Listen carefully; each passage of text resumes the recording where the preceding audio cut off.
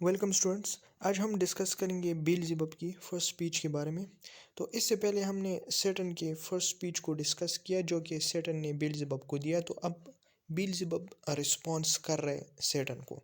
O prince, O chief of many throne powers that led the embattled seraphim to war under thy conduct. तो Beelzebub जो है वो Saturn को कह रहे कि तुम हमारे प्रिंस हो, तुम हमारी चीफ हो। That led embattled seraphim to war under thy conduct, कि तुमने जो गॉड के खिलाफ वार की तो उसमें तुमने एंजल्स को इकट्ठा किया। इम्बैटल का मतलब है अनबीटेबल और सेराफिम का मतलब है एंजल्स। अंडर थाई कंडक्ट, कि अपने तुम्हारी गाइडेंस के अंदर। And in dreadful deeds fearless endangered heaven's perpetual king and put to prove his high supremacy। और फियरलेस तरीके से और काफ़ी क्रूअल तरीके से तुमने इंडेंजर किया, ख़तरे में डाला हेवन के। परप्यूचुअल का मतलब है कंटिन्यूअस या हमेशा का, जो किंग था यानी कि गॉड, और उसकी तुमने जो हुकूमत थी या पावर थी उसको तुमने ख़तरे में डाला। वेदर अपहेल्ड बाय स्ट्रेंथ और चैंस और फेथ। इस लाइन का मतलब यह है कि गॉड की जो हुकूमत थी या तो वो पावर की वजह से थी या चांस की वजह से थी या उसकी किस्मत अच्छी थी। Too well I see and rue the dire event. Too well I see का मतलब है कि जब मैं उस इवेंट को याद करता हूँ या मैं उसको देखता हूँ। And rue the dire event, रू का मतलब है रिग्रेट या अफसोस करना। डायर यानी कि क्रूअल इवेंट, जो वार जो हमने गॉड के खिलाफ लड़ी, तो बिल जब उसकी बात कर रहे हैं। That with sad overthrow and foul defeat, और उसके नतीजे में जब हमें हेवन से निकाला गया और हमें शिकस्त हुई। हैज़ लॉस्ट अस हेवन, जिसकी वजह से हम हेवन से बाहर निकाले गए और हमने शिकस्त खाई। And all this mighty host in horrible destruction laid us low, और ये जो माइटी होस्ट था हेवन का यानी कि जो गॉड था, इन horrible destruction laid us low, और जो तबाही हुई उसके बाद उसने हमें हेवन से फेंक दिया इस हेल में। as far as God's and heavenly essences can perish, for mind and spirit remains invincible। तो बेसिकली इसमें बेल्ज़ेबब ये कह रहे हैं कि जो गॉड है या जो हेवनली एसेंस है तो इनकी डेथ हो सकती है, लेकिन जो माइंड है और जो स्पिरिट है ये इनविंसिबल है, यानी कि इसको शिकस्त नहीं दी जा सकती, यानी कि ये इमोर्टल है। तो ये बात सेटन ने भी अपनी स्पीच में की थी कि क्या हुआ, हमने शिकस्त खाई, हमारे माइंड तो हमारे पास है और गॉड हमारे माइंड को कंट्रोल नहीं कर सकता। तो बेल्ज़ेबब बेसिकली उस बात को ही रिपीट कर रहे हैं कि माइंड एंड स्पिरिट जो है तो वो इनविंसिबल है, उसको कोई डिफीट नहीं कर सकता। And vigour soon returns, vigour यानी कि जज्बा या पावर जो है, तो बेल्ज़ेबब कह रहे हैं कि and vigour soon returns, power या जज्बा तो वापस आ जाता है।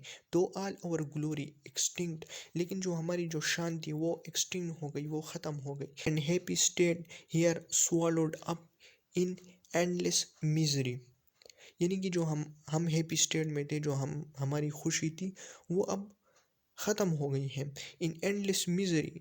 और अब जो हम जो है तो परेशानी में हैं जो ना ख़त्म होने वाली है, एंडलेस है। But what if he our conqueror whom I know of force believe almighty, since no less than such could have overpowered such forces as ours। तो इसमें बेसिकली इन लाइन्स में बेसिकली ये एक्सेप्ट कर रहे हैं कि जो गॉड है वो आलमाइटी है, वो पावरफुल है, और वो कह रहे हैं कि मैं उसको एक्सेप्ट करता हूँ क्योंकि वो काफ़ी पावरफुल है। और वो ये भी कहता है कि गॉड के सिवा और कोई हमें शिकस्त नहीं दे सकता था। Such could have overpowered such forces is ours, के कोई भी हमारी तरह पावर रखने वालों को शिकस्त नहीं दे सकता था, लेकिन ये गॉड था जिसने हमें शिकस्त दी। Have left us this our spirit and strength entire, और फिर ये भी कह रहे हैं कि गॉड ने जो हमारी जो पावर है और जो स्पिरिट है तो वो हमारे अंदर गॉड ने ही छोड़ दी है, इसे ख़त्म नहीं किया completely. Strongly to suffer and support our pains, ताकि हम सफ़र करें।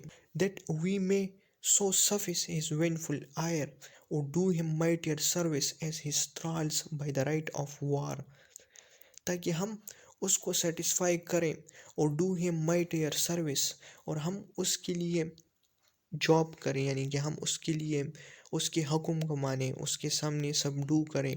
एज हिज थ्राल्स, थ्राल्स का मतलब है slaves, by the right of war, या हम उसके लिए जंग करें। वट एवर हिज बिजनेस भी, यानी कि उसका जो कुछ भी काम हो तो हम वो करेंगे। Here in the heart of hell to work in fire, या हम इस हेल में उसके लिए काम करेंगे, इस आग में। वो do his errands in gloomy deep, errands का मतलब है शॉर्ट टास्क, किसी के लिए कोई काम करने को इरंड्स कहते हैं। इन द ग्लूमी डीप, यानी कि ग्लूमी का मतलब है सैड, और डीप यानी कि hell. What can it then avail though yet we feel strength undiminished, यानी कि बेल्जियम कह रहे कि अब इसका कोई फ़ायदा नहीं है, हमारी स्ट्रेंथ जो है तो वो तो ख़त्म, अनडिमिनिश का मतलब है कि ख़त्म नहीं हुई, यानी कि वो कह रहे हैं कि अब इसका, इस बात का अब क्या फ़ायदा है कि हमारी जो स्ट्रेंथ है वो ख़त्म नहीं हुई। तो बेल्जिबब इस इन लाइंस में ये कह रहे हैं कि हमारी जो स्ट्रेंथ है तो वो ख़त्म नहीं हुई, लेकिन इसका कोई फ़ायदा भी नहीं। और eternal being to undergo eternal punishment, यानी कि इसका भी कोई फ़ायदा नहीं है कि हम इटर्नल बीइंग है, यानी कि हम इमॉर्टल हैं, टू अंडरगो इटर्नल पनिशमेंट, क्योंकि हमें जो सज़ा मिलेगी तो वो भी इटर्नल होगी, वो भी कंटिन्यूअस होगी, वो कभी ख़त्म नहीं होगी। तो ये बेल्ज़ेबब का रिप्लाई था सैटर्न को। इसके बाद जो है तो हम सैटर्न की सेकंड स्पीच जो है तो वो डिस्कस करेंगे इससे नेक्स्ट वीडियो में। तो प्लीज़ चैनल को सब्सक्राइब करें, और अगर आपने सैटर्न का फर्स्ट स्पीच की वीडियो नहीं देखी तो प्लीज़ उसको भी देख लें ताकि आप इसको बेटर अंडरस्टैंड कर सकें। Thank you.